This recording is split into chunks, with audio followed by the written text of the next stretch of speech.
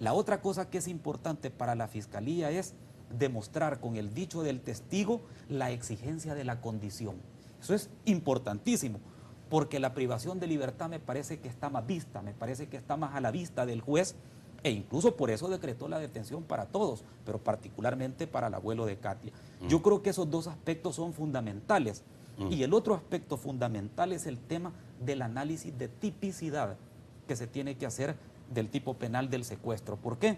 Porque hay muchas voces en este momento que están diciendo que nunca se ha probado o que es difícil probar la condición.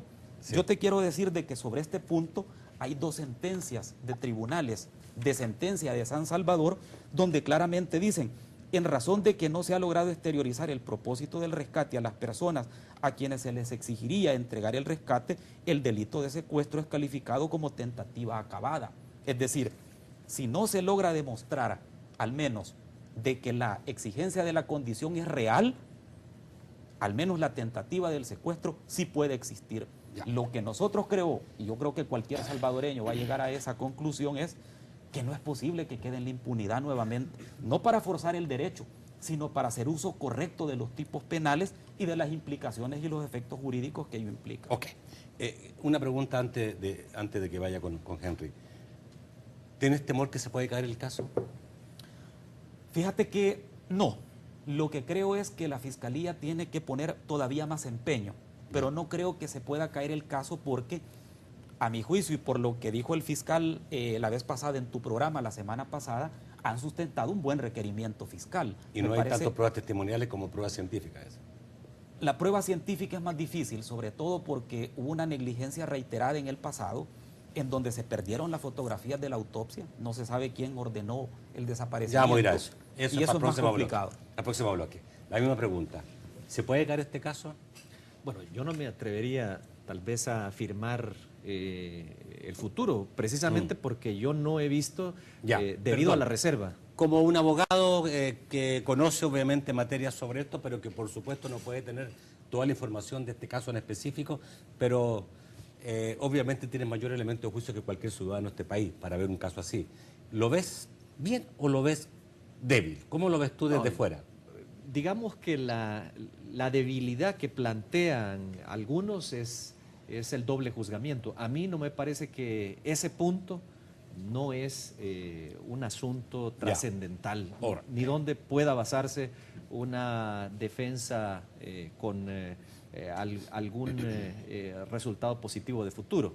Entonces, lo que veo es que, como todo caso, requiere de atención y requiere saber cuál es la prueba con la que se cuenta. En el caso del secuestro, establecer para la cuestión relativa a la diferencia de hecho, bueno, se supone que los hechos que se conocieron antes son distintos a estos porque aquellos, según esta nueva versión y según lo que he escuchado y he visto en algunos medios, en aquel momento se trataba de un caso simulado en parte. Y en este ya se trata de otro tipo de hechos reales donde ya no es el objetivo principal un delito sexual, sino que se trata de una diferencia que hay entre un imputado y un tercero y en donde se realiza el secuestro con el objeto de involucrar a una tercera persona en un delito. Entonces, esos hechos parece que bajo esa información que aparece en los medios escritos y en algunos medios televisivos y de radio, parece que son distintos por ese motivo. Ahora, la calificación de los delitos puede variar, pero si se trata de un secuestro, habrá que probar simplemente la privación de libertad y que existía ese propósito. Ahora, ¿cómo se puede probar ese propósito? Se podría probar con prueba directa de testigos, si existen. Podría probarse con presunciones de acuerdo a los elementos o indicios que aparezcan en el lugar, o podría probarse también a través de algunos elementos adicionales que pudieran llevarnos a concluir que la pretensión, que el propósito de obtener rescate o condición existía. Entonces, yo creo que conociendo cuáles son esos medios de prueba, podríamos afirmar con categoría si este caso tiene futuro o no. A ustedes no los veo preocupados, y eso es lo bueno, digamos, porque estamos hablando de un caso emblemático. Sí. O sea, yo creo que si se pierde este caso, pues la credibilidad de nuestra justicia va a decaer aún más. Quiero ir al corte y quiero volver con otro tema que es obviamente totalmente inherente a lo que estamos hablando, que son los errores en la Fiscalía. Y uno se pregunta, digamos, bueno, ¿y los errores en la justicia quedan sin sanción? ¿Ya? En este caso, ¿qué tanto fueron los errores que cometió la Fiscalía para que este caso se mantuviera por 10 años la impunidad? ¿Y qué tan cerca están estos errores de lo que podríamos llamar encubrimiento? Ya volvemos. Bueno, y el otro tema referente, digamos, cierto, este mismo caso es los tremendos errores que cometió la Fiscalía y que impidieron, que el caso llegara a un feliz término, que se mantuviera por muchísimos años en la impunidad. Y uno se pregunta, bueno, pero esos errores tan grandes, ¿no? Como alterar autopsias, como perder fotografías, como no haber medido el lugar donde estaban, digamos, pruebas básicas. ¿Y qué pasó? ¿Qué es eso? ¿Eso que hubo? ¿Qué es lo que hubo? ¿Un encubrimiento o qué es lo que pasó aquí? Bueno, yo estaba leyendo justamente ahora en la tarde la resolución que sobre este caso hizo la Procuraduría para la Defensa de los Derechos Humanos, y ellos recopilan al menos 4 aspectos de negligencia reiterada. Uno es el caso de que se realizó en 3 veces la autopsia y en una de ellas hubo una alteración visible. Por cierto, en una de las noticias de los medios que se publicó esta noticia la semana pasada, aparece una persona confirmando de medicina legal esta situación. Sí. En segundo lugar... No, perdón, es información de la Fiscalía. Claro, pero quien lo dijo fue una persona Sí, que pertenece sí, a medicina sí. legal. El segundo aspecto es el tema del extravío de las fotografías que se realizaron justamente cuando se estaba practicando la autopsia.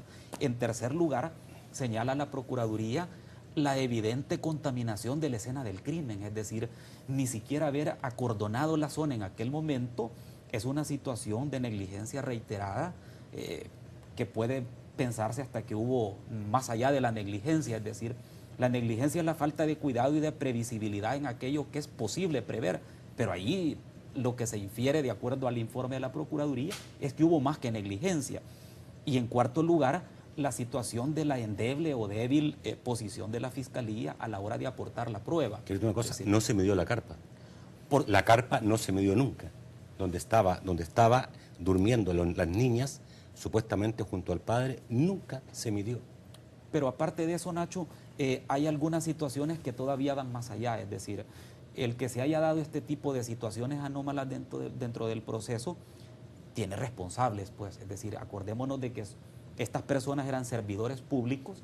En el informe aparece que llegaron 2 policías a custodiar, entre comillas, la escena del crimen, y estas personas simple y sencillamente fueron trasladados de delegación Pero policial. eso es lo que uno se pregunta, René, porque ¿puede la autoridad cometer tantas negligencias, tantos errores y quedar impune esas negligencias, tomando en cuenta que estamos sobre hechos muy delicados, sobre justicia misma, digamos? ¿No prevé la misma justicia, digamos, castigo para el negligente? ¿Cómo no? Por supuesto, lo que pasa era un poco volviendo al tema que te explicaba el licenciado Henry Campos al principio, es decir, en este momento ya no se pueden juzgar porque esas acciones u omisiones Tampoco que la pudieran autoridad. ser, no, que se pueden haber cometido ya prescribieron, es decir, Todo prescribió, incluido la negligencia de la autoridad. Sí, en el caso particular de los 2 policías que custodiaban la escena del crimen y de la fiscal que condujo la investigación en un primer momento, ya no se pueden perseguir precisamente porque si fueron constitutivos de delito, ya prescribieron. Entonces, el mensaje que manda el Estado en este caso es preocupante, precisamente porque la población confía en las instituciones y en un hecho que conmocionó a El Salvador y lo sigue conmocionando incluso a la comunidad internacional.